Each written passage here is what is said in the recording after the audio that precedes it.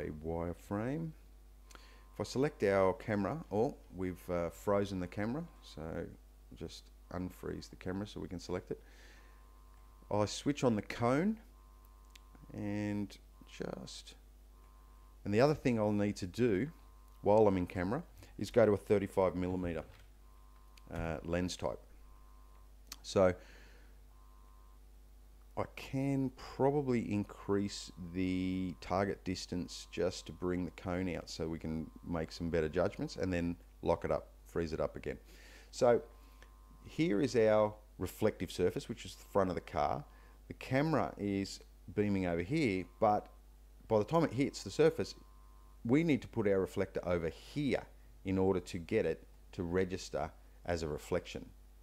So I'm just going to move it over, go camera, and just see if we can pick up a little bit better reflection on the car.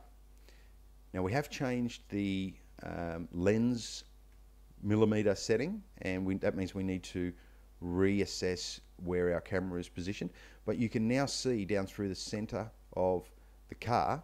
In fact, I'd like to show you properly how much of a difference it makes. So I'm just going to go show safe frame so that I can judge exactly where everything is here. I'm going to bring the camera in slightly, maybe rotate it, arc it around just a bit, pull it back. Something like that is going to work, and this reflector will do a standard render, and this is the one with the reflector on, and then I'm going to hide the reflector and show you the difference between the two. So there's our standard render, and you can see this light, this reflection coming down through the center of that front bumper there. I'm just going to clone this and leave it over here, and our reflector, I'm going to right click, hide selected, and re-render. Now when you hide something in 3D Max, it won't render unless it's a light or a camera that you hide, and then there's no difference.